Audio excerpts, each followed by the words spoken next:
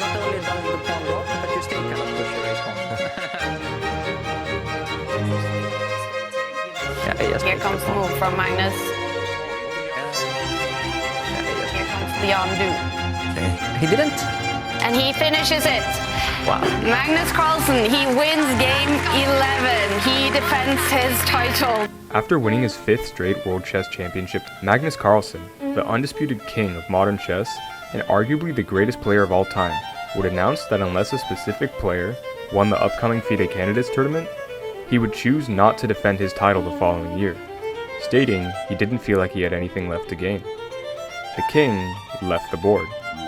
Since Magnus gave up his position, the first place finisher and second place finisher of the 2022 FIDE Candidates tournament fought for the World Championship title, and with the king gone, the title was up for grabs. Chinese Grandmaster Ding Liren and Russian Grandmaster Jan Nepomniachtchi played 14 games of classical chess, a variant of chess where most games can last upwards of 5 hours, and after a series of 14 games concluded,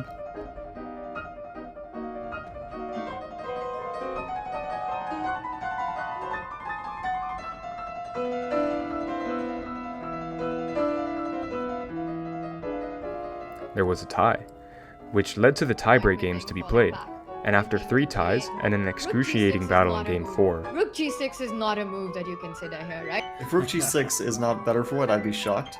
But it's not definitely. Oh my god. Oh! What? Worrisome territory for Jan Nepomniachtchi, who's dipping to just about a minute, and that was a mistake. Just This one is- move, a2, and it's over. And it's on the board. Oh my goodness. And Jan Look at Jan Nepomniachtchi, he sits Nepomniachtchi. up in his chair, but he knows this might be the last few moves of his world championship. Oh my god. Oh, you see it. He He gives knows. up. He knows it. Ding Liren became the new World Chess Champion. And this is our first challenger of the namesake of this video, the 2024 Candidates Tournament, where 8 players from around the world that would earn their spot in the tournament throughout the year would fight to get the chance to challenge Ding Liren for the World Championship title. Jan's reaction to this loss in tiebreaks is heartbreaking, but even more so when you learn the context of the situation.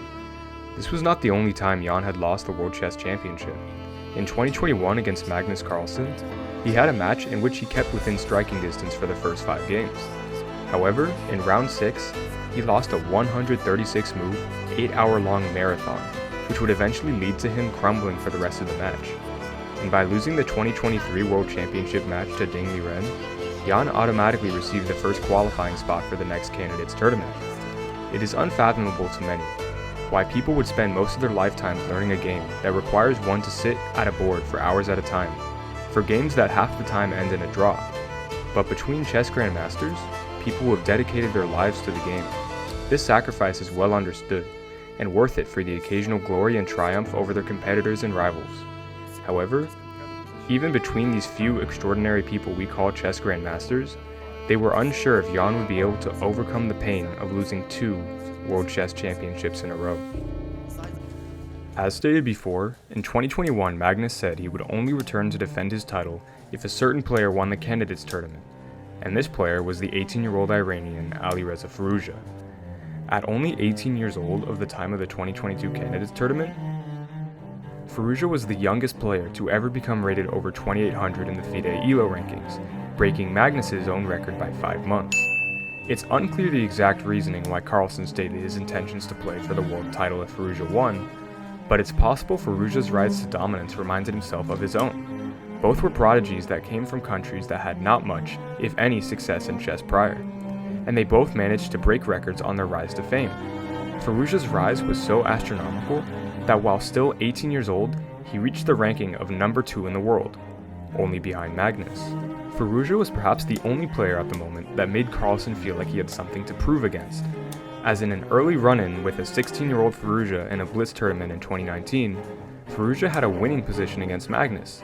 However,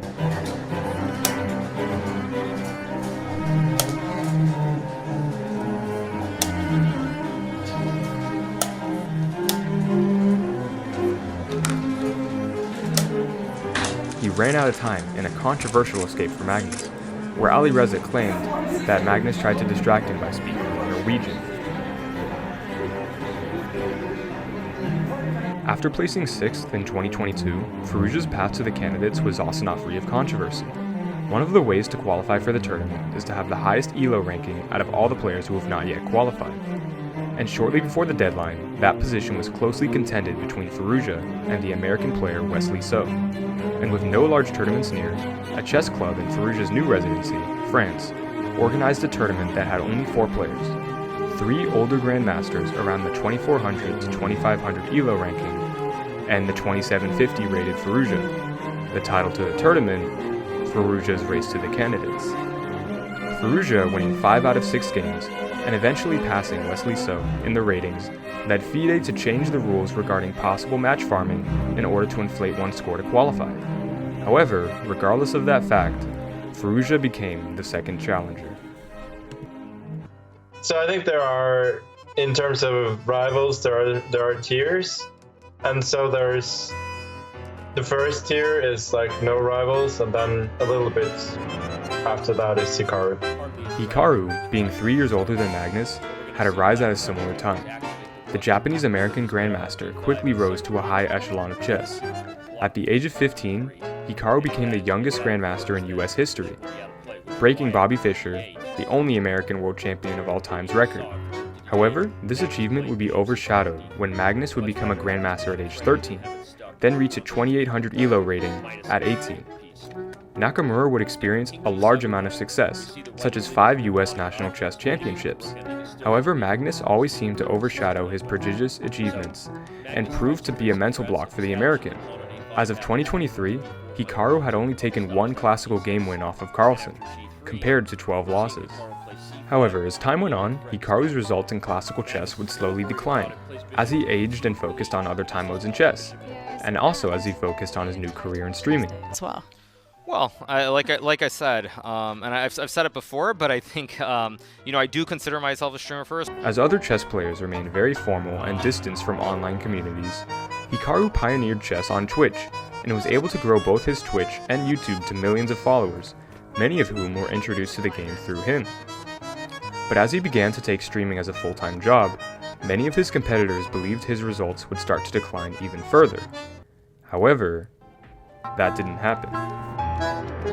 If he goes like rook g6, go knight c3, if rook f7, you can play knight c3, rook f8, king g7, takes. Gotta move. Oh, no more checks. Oh, and what's happened?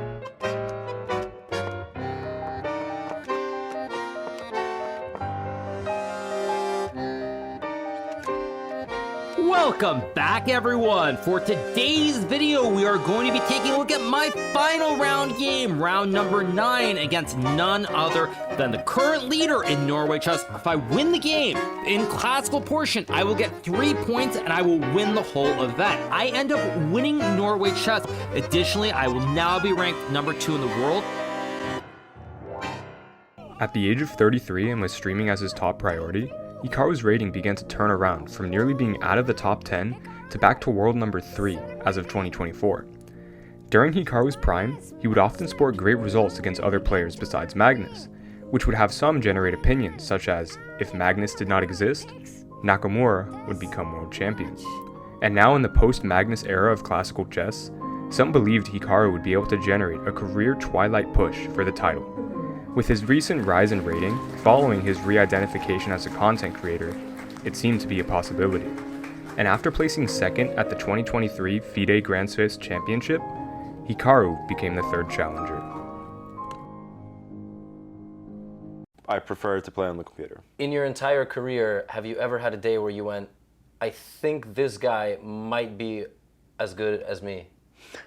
No. Has it ever been, this guy might be kind of close to me if I have a bad day? Yeah, I would say. In 2014, a 22-year-old player would win the Sinkfield Cup tournament in dominant fashion against some of the highest ranked players in the world, and record the highest performance rating for a singular event of all time, at 3,098. And this player isn't who you were expecting. Instead, it was Fabiano Caruana, an Italian-American grandmaster, that, as evidenced, had a monumental rise to the top of chess. Well, as close to the top of chess as you could get during that era, At his peak rating, Fabiano reached 2844, which was the third highest rating of all time. The only two people above him, 6-time world champion Garry Kasparov and 5-time world champion Magnus Carlsen. Most world champions never saw a rating anywhere near Caruana's, and in any other era, a world championship title would have been inevitable. However, after winning the 2018 Candidates Tournament, it seemed possible. After 12 ties in a row, for the second time ever, Magnus was taken to the tie-break stage of the World Championship match. And although Caruana had given Magnus a tough match, and even had some realistic chances to take him down, let's go for this trophy today. Caruana remained like many of the other players of his era, lacking a World Championship title because of the one man who would not let go of the top. However, in 2024, Fabiano remained as strong as ever, as he remained the number 2 ranked player in the world, and after qualifying for the Candidates Tournament by getting 3rd place in the 2023 Chess World Cup, he was admittingly a favorite for many to win the Candidates Tournament. Out of the players revealed, 1 is Russian, 1 is French/Iranian, and 2 are American, but perhaps the biggest surprise out of all the players that qualified is... When discussing dominant countries in the history of chess, India isn't one that comes to mind very often, and in fact before this tournament, only 1 Indian player ever had even qualified for the Candidates Tournament prior to 2024. However, this player would be the main force that would bring India out of the shadows of chess. In the 1970s, India had nearly no resources in order to learn chess, and a young Vishwanathan Anand learned the game through his mother like many novice players do. However, Anand had an unparalleled talent at chess, at the likes his country had never seen before. For the past decades of chess, the game had been dominated by the Soviet Union, which had been given great funding to their chess schools as part of their plan to show their dominance over the world. Vishwanathan Anand would fight his way against the odds and become the first Grandmaster in India's history, and in 2000, he would become the first Indian chess world champion ever, and the first non-European world chess champion in the past 7 years. He would go on to win 4 more world championship titles before eventually losing the title to Magnus Carlsen. But his legacy was cemented as one of the greatest chess players of all time, and easily the greatest Indian chess player. However, as his professional career would slow down, he would take on a different role. Through his rise to the top of chess, Anand was able to inspire a whole country to compete for their stake in global dominance. Anand started mentoring many of the best players in India, and his successors would start to cement India as one of the strongest countries for chess. In 2013, Anand lost the World Championship title to Magnus Carlsen, but less than 10 years later, Anand's successors would start to get revenge for him. In 2022, Praggnanandhaa would face off against Magnus Carlsen in shorter time format tournaments, and he managed to beat him. Not just once, but in 5 different rapid games and tournaments. A perfect mix of natural talent and hard work, Praggnanandhaa would qualify for the 2024 Candidates Tournament by placing 2nd at the Chess World Cup behind Magnus. Going into the 2023 Grand Swiss Tournament, there were 3 great favorites to win. However, in this tournament, which had many of the strongest grandmasters in the world, none of these 3 players won. Instead,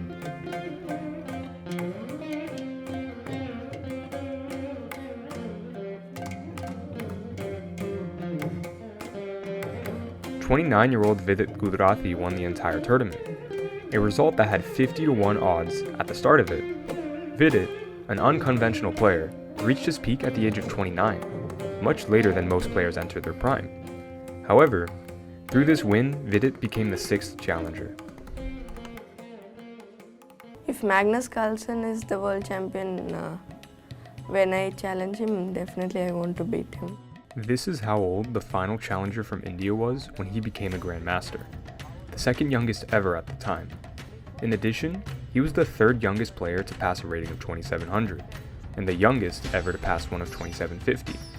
As well, he was the youngest player to qualify for the Candidates Tournament in over 60 years. The only player who was younger, Bobby Fischer, lost the tournament, but he would go on to win a world championship a decade later. My favorite chess player is Vishy Anand sir and Bobby Fischer.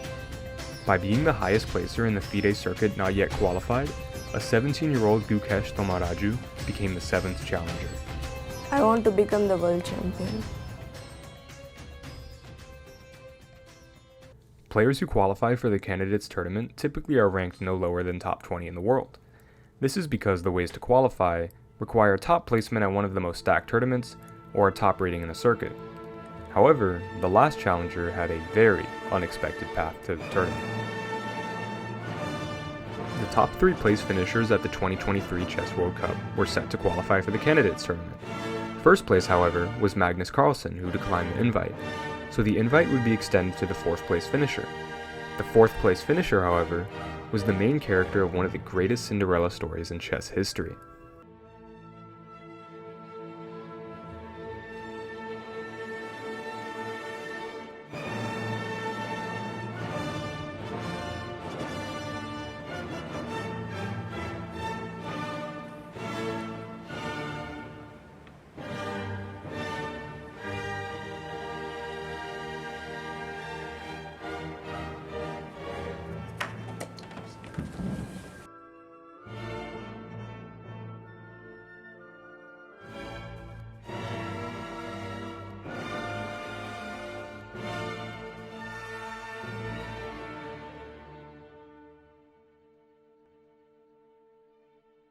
Nijat, Giri, Laurent, Zvidler.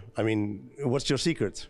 No secret, just try to find good moves over the board and let's hope for the best.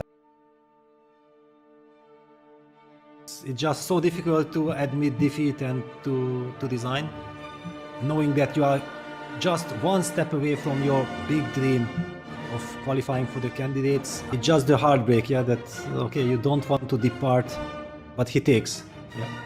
We will get the chance to see the mate.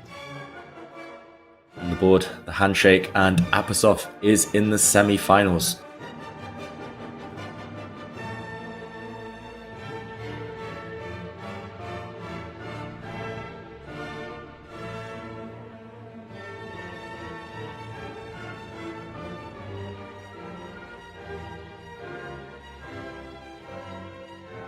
Run would only fall short thanks to the number 1 seed of the tournament, Magnus, but not without giving him a scare.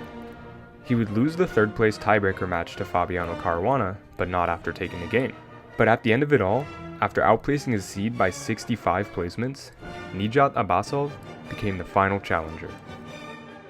1 week before the Candidates Tournament began, Magnus did an interview where he was asked to give his predictions on how he thought each player in the tournament could do. Split into 5 categories, his predictions look like this: Hikaru and Caruana as the favorites, Jan not far behind, Alireza and Pragnananda at the middle of the pack, and Gukesh, Vidit, and Abasov as those with nearly no chance to win. Statistical analysis supported a similar sentiment, with Nakamura, Caruana, Jan, and Alireza at the top, and the 3 Indian representatives, along with Abasov, with lower odds. Finally, after a full year leading up to the tournament, on April 3rd, all the players arrived at Toronto, Canada for the opening ceremony. The format of the tournament is a round-robin style with 14 rounds, and since the player with the white pieces has a slightly higher chance of winning, each player versus everyone else with the white pieces once, and once with the black pieces. According to Magnus and many other top players, there are much fewer draws at the Candidates Tournament than there are at other tournaments. However, in the first round of the tournament, although it contained some of the most contentious and lopsided matchups, all 4 games ended in draws. This made it seem to some that this tournament might be a slow drag with not many decisive results. However, this would come to be the only round that would carry out this way, and the following rounds would come to deliver some of the most contentious and surprising results many did not expect. In round 2, Nakamura came in as the favorite against Vidit. Pragnananda and his countryman Gukesh had equal odds. Jan was matched up against Firouzja, and Fabiano was heavily favored against Abasov. Nakamura and Vidit's game started out even, as Hikaru played the Rui Lopez opening, while Vidit replied with the Berlin defense. However, on move 8, Vidit played pawn to c6, a move that in the database of 8 million competitive chess games had never been played before. Hikaru, surprised by the unexpected move, ended up spending a third of his time on the next couple of moves. However, Vidit continued the pressure, and Hikaru, in an effort to escape the traps he was setting up, let Vidit arrange his pieces closer to his king, and while falling more into danger and running out of time, Hikaru resigned the game, concluding in the first upset of the tournament. Jan and Firouzja's game had both players use the same opening. However, this time, Jan with the white pieces garnered an advantage, as Firouzja used a lot of his time on his clock. In this format, each player has 2 hours for their first 40 moves, and after playing their 40th move, they get an additional 30 minutes and an additional 30 seconds with each extra move. However, in this game, Firouzja only had 8 minutes left on his clock, only on move 29, and in an effort to make his last 11 moves quickly, Firouzja ended up being down a full rook to his opponent, which at top level meant a resignation.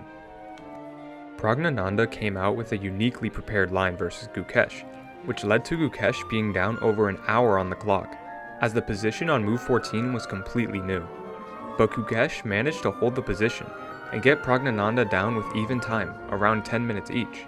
However, in a position that could have been drawn, Praggnanandhaa tried to play for a win.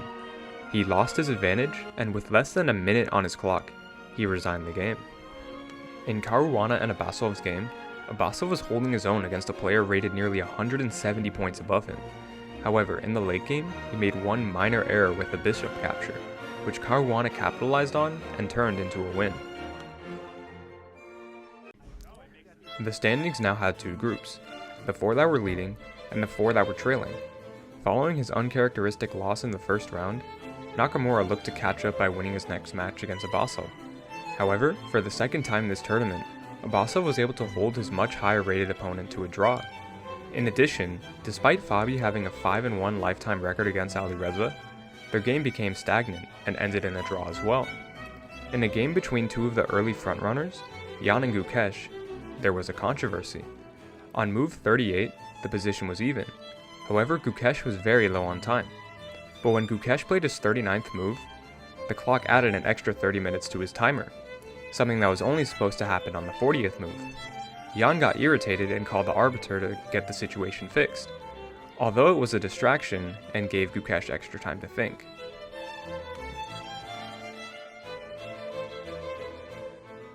In top-level chess, the players have the most common openings and lines memorized, leading games to either become very convoluted near the end, or for them to become very unorthodox at the beginning, in order to get their opponent out of their memorized preparation. And Praggnanandhaa and Vidit's game in round 3 proved what type of tournament this would be. A couple moves into the popular Morphe's defense, Praggnanandhaa would play pawn to f4, a very unpopular move, which would cause Vidit to use over 20 minutes on his clock in his next couple of moves, which Pragg spent nearly no time on all of his moves. The game would continue and follow this trend, and eventually, Pragg would take his first win with the black pieces. Praggnanandhaa's win characterized his key strategy for the event. Instead of playing common lines and trying to outcalculate his opponent in the late game for a win, he instead would try to play unpredictable moves near the beginning of a game, forcing his opponent to spend time to adjust to his plans on the fly, which would allow him to generate a time advantage that he could turn to a win, even if he had a less solid position. However, his strategy has a risk to it, because if his opponent is able to calculate the unorthodox positions correctly, it leaves him with a higher chance of losing. In the following round, his opponent, Nakamura, was able to make the position more simple. However, with that, the game ended in a draw, which was not a favorable result for Nakamura, as even though he came into the tournament as one of the favorites to win, he was now tied for last place. On the other side of the leaderboard, Gukesh and Caruana were matched up against each other, and against one of the strongest players of the tournament, Gukesh was able to hold the game for a tie. Gukesh, coming into the tournament lower rated than the favorites, seemingly had a strong game plan of playing safe against the stronger players in order to hold the game to ties, and then to play for wins against the players he had more of a chance against. If the games played out correctly, Gukesh could find himself near the top of the leaderboard. In Abbasov's and Firouzja's game, Firouzja was unable to open any opportunities for himself, and with strong play from Abbasov, the game ended in a solid tie. An acceptable outcome for Abbasov, but an unfortunate one for Firouzja. Firouzja, predicted to be on the upper end of the leaderboard, was now tied for the bottom. Against Abbasov, a draw felt like a loss, and a missed opportunity. Against Vidit, Jan managed to turn an equal position into a winning one for himself, and managed to make himself the sole leader of the tournament. Going into the first rest day after the first 4 rounds, Jan's projected chances of winning the tournament were nearly 40%, which was double what it was at the beginning. Having not lost a game at the Candidates since 2021, Jan was showing why he had already won 2 Candidates tournaments in a row. Being 2 points behind Jan, Hikaru only had a 6% chance of winning the tournament now, with underdogs such as Gukesh and Pragnananda overtaking him in the odds. And although Gukesh and Caruana were tied in the standings, Caruana's odds were twice as high as his, because based on previously recorded strength, Gukesh was an underdog against half the field. Entering the next 3 rounds, each player had something to prove, and had their own strategies they were moving forward with. In round 5, Pragnananda's strategy of catching his opponent off guard with his preparation seemed to initially work against Jan. However, Jan's calculation proved to be too strong, and Jan managed to conserve time and the position in order to end the game in a draw. Yeah, I guess, but I don't think Black has to go into this. Yeah, there should be. Yeah, okay, but this would be a major question for me because I thought like Rook c5 is principal and Rook g6 didn't look good. But maybe it's still a draw. Yeah, Rook g6. This line is actually a very nice example to show how deeply grandmasters are calculating during the game. How poor you calculate? Yeah, that's an example. It may be poor for you, but. In addition, Fabiano continued his consistent game plan by being able to pull a game in favor of Vidit into a draw. Gukesh's game plan that had been working for the first 4 rounds nearly fell apart against Abasov, as in an attempt to push for a win, Gukesh had nearly no time left on his clock. But after barely reaching time control, Abasov slowly let the position slip, and following strong counterplay by Gukesh joined Jan at the top of the leaderboard. At this point in the tournament, Nakamura was in dire need of turning things around, and being paired up against one of his online rivals, Firouzja, it didn't seem like it would be easy, and the game seemed destined to end in a draw, and effectively end his chances of winning the tournament. However, Nakamura was able to guide the game into an endgame in his favor, and caused Firouzja to make an error with just 1 second left on his clock.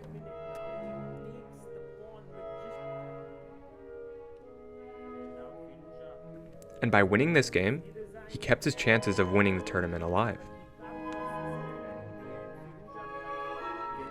Firouzja's struggles would continue, losing the following game to Vidit, and Abasov would also continue to be at the bottom of the leaderboard with him after losing the following game to Pragnananda. And although Hikaru tried to continue his momentum and start a well-needed winning streak, Gukesh was able to hold another game against a higher-rated player to a draw. Lastly, Jan chose not to play for a win against the number 2 player of the world, and maintained his leading position with Gukesh. The players near the bottom of the leaderboard, especially Firouzja, had the potential to give up for the rest of the tournament, which would only widen the gap between them and the top of the field, and perhaps give easy wins to the players who were doing well. But it was up to them to see if they can stay motivated and keep their matches competitive. And Abasov managed to do that by drawing another game against Vidit, preventing him from chasing down the leaders, and followed by 2 draws in the Hikaru Jan and Prague Caruana games. Round 7 contained perhaps the most intense game of the tournament so far. Firouzja, who had talked about his wavering motivation for the tournament, entered a game against one of the tournament leaders, Gukesh, and despite his lack of motivation, he kept the game very close, getting into a very volatile endgame, where one wrong move for Gukesh could turn the game into his favor. And while he was determined to not let that happen, Gukesh let the game get down to the wire. Knight c5 allowed. Wow. I'm really fearing for black. Look at Gukesh there, turning away. The players won't be writing down their moves any longer now that they're under 5 minutes because there's no increment. They have 5 moves each to make, both around the 1 minute mark. He looked at his opponent. He's looking down. The engine loves it for white. And both sides have 20 seconds now to make 4 moves each. Physically tough. He plays Rook f3, the key move. He's going for checkmate against the Black King here. Under 20 seconds for Gukesh. They're literally going to have to make moves in seconds now. 12 seconds. you see the outline of the mating attack. Gukesh, he pushes his pawn, it looked like, but here comes rook takes f7, and the bar is all the way up. That means there is a checkmating construction. Gukesh brings his king back, slaps the clock. Now Reza, he needs to make a move. He is down to 5 seconds. He plays knight f8, and he's found the checkmate. There it is. Gukesh, he puts his hand in the air. He can... Entering the second half of the tournament, the players could be divided into 3 groups. The players with now realistically very little chance to win the tournament, the players that would need to play for wins in order to catch up to the leaders, and the favorites of the tournament, led by Jan. Jan, the first place of the tournament, using the white pieces going against Abasov, seemed to be his opportunity to play for a win, and gain a full point advantage over the rest of the field. Their game would devolve into an even endgame with equal time on the clock.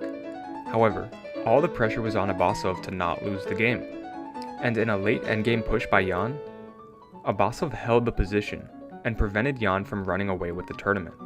Praggnanandhaa and Firouzja's game would also end in a draw, but the match with number 2 and number 3 in the world. Welcome back, everyone. For today's video, we are going to be taking a look at the 8th round of the FIDE Candidates Chess Tournament. I am in the Candidates Tournament that I've now played the classic Rui Lopez opening, also known as the Spanish, an opening that has been around since I believe the 1560s. So very, very prominent opening, lots of years of history, and I might as well try to play like a romantic player. Very hard to avoid this time pressure where he only has seconds on the clock to make like 10 moves, so he plays this move bishop d7 pretty quickly. This is a situation where there's a famous saying, it's I think darned if you do, darned if you don't. In this case, knight on f5 is actually very, very powerful. Fabiano plays move b5 here to avoid hanging the pawn on b7. It does end instantly because I have knight e7 check, king h8, and now the crushing move knight to d5, creating the classic fossil here as I attack both the knight and the queen. So after knight to d5 is played, Fabiano resigns the game here. I get a huge win. I finally move into the plus column with 2 Additionally, wins. Gukesh played one of the strongest games of the tournament against his countryman Vidit, being able to infiltrate the position with his queen and rook, and surround the white king in order to make a win for himself with the black pieces. A win which effectively ended Vidit's chances of winning the tournament. Just because Vidit was out of contention didn't mean that he wouldn't have a large effect on the other player's winning chances, as in the following round, he fought Hikaru for the second time. Hikaru went for an unorthodox response to Vidit's opening in order to try to get him off his game. However, Vidit was able to calculate the best possible response, and eventually turn the game into a win. Following the other 3 games ending in ties, and with only 5 rounds left in the tournament, Hikaru and Fabiano were on the verge of joining the other 3 competitors and being out of contention for the title. But Moving forward, Hikaru continues to play fast, and this, David, is busted for black. You can tell the body language of Abbasov. We are here with Fabiano Caruana.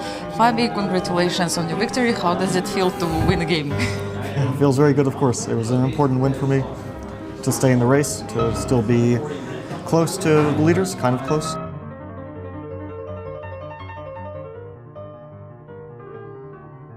And I think this is the moment, David. I think this is the moment that Prag just realizes there's nothing to be done. Incredibly critical win for Hikaru Nakamura.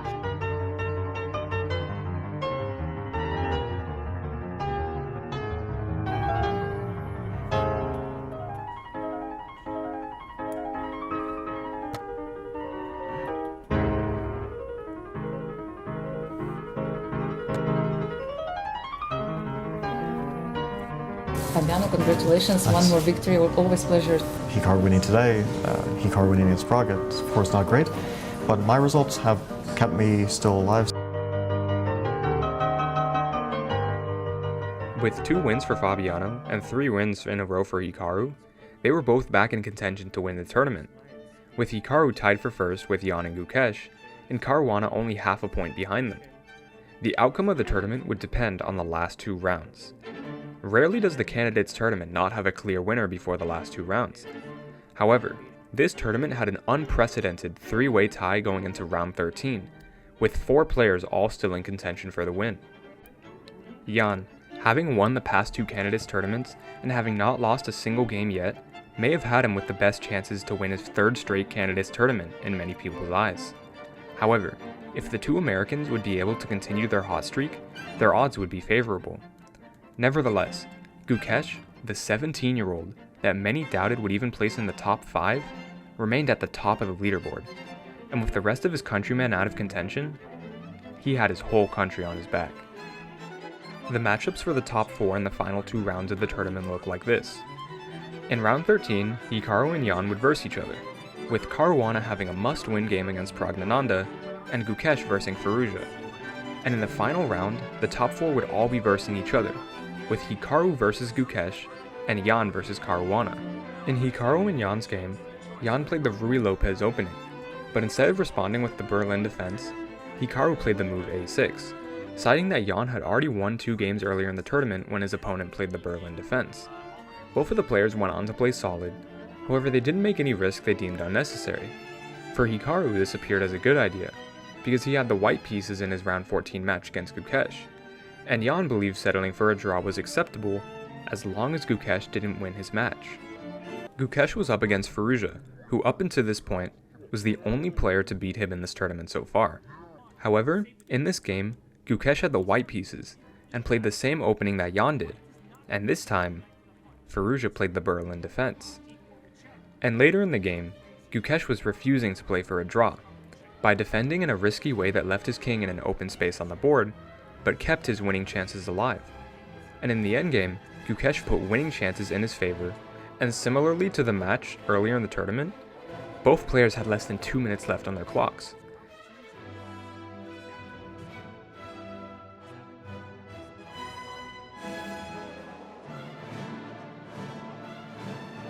However, this time, Gukesh maintained his composure and won the game.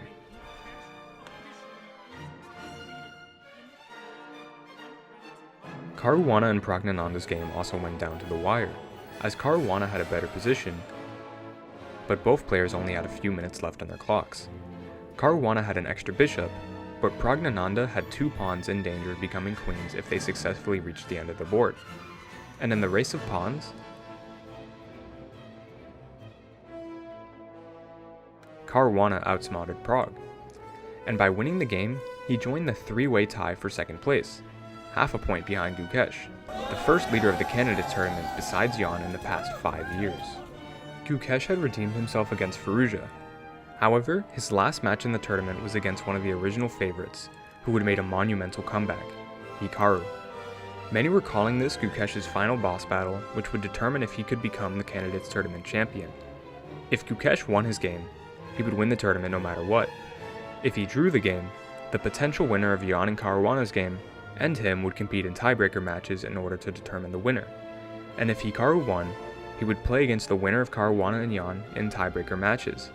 And on April 21st, 2024, the final round of the candidates tournament began. How are you staying so calm in the moment? Just trying my best, and obviously there are nerves. I guess it's there for everyone, so I'm just trying to do my best. Work on the assumption that Gukesh will win his game, which means that I must win tomorrow in order to win the candidates tournament. But at any rate, I'm just glad to be in a situation where I have the chance, if I play one good game tomorrow, to win everything. So it's going to be a very exciting day tomorrow. You're both American players, so do you maybe consider to share your preparation ideas at this moment or something like that, to help each other prepare for the game tomorrow? I think we have bigger things to worry about than helping someone else. How will you approach the game tomorrow? That's a question for both of you. Every other game, yeah, I'll try to play some decent chess. If I manage, then it's already not bad, yeah. And then Hikaru was ready to play for a win with the white pieces, and the game would prove to be Gukesh's greatest test yet. Hikaru and Gukesh played the Queen's Gambit accepted opening, and both players started to play on common lines in order to try to get the other out of their preparation. And on move 11, in a position that neither player foresaw, Hikaru had a strong pawn in the center. However, Gukesh pushed his own pawn to b4, which was the best move in the position. Hikaru continued to try to pull out any tricks he could. But Gukesh didn't let the game swing into either of their favors.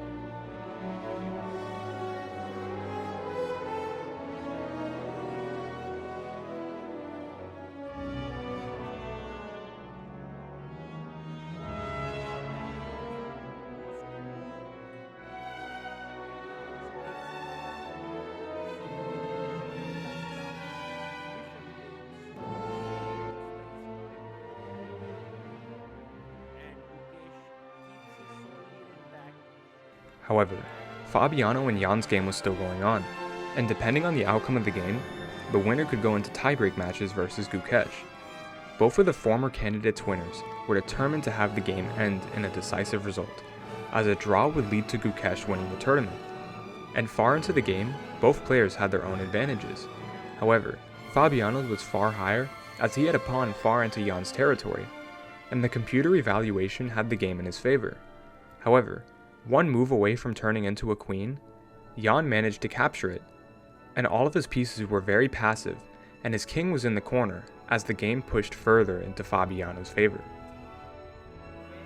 But Fabiano was unable to find the one move that would cause Jan to resign, and as the game went on, more pieces came off the board, and Fabiano's advantage slowly diminished, and when opportunities came, with the clock ticking, Fabiano couldn't find the moves, until the game went stagnant.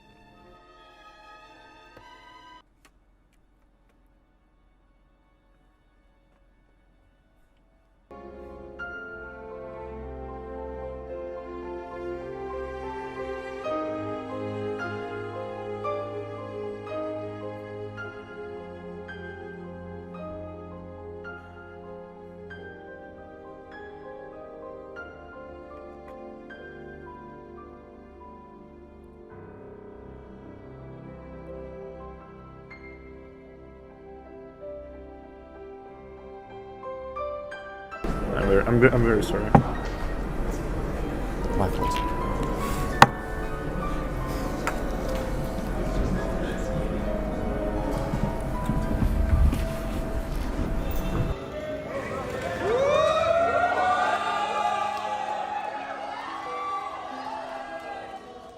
Gukesh Dommaraju was one of the primary forces in India's new chess wave, and with India's only chess world champion in partial retirement, he managed to carry on the legacy of his whole country, and as the second youngest player to ever compete in the candidates tournament, he became the youngest player to ever win it, and will be challenging Ding Liren for the World Championship title in November 2024. If he wins, he will be the youngest world chess champion of all time. This was the story of the 2024 FIDE Candidates Tournament. Thanks for watching. Wait, bro.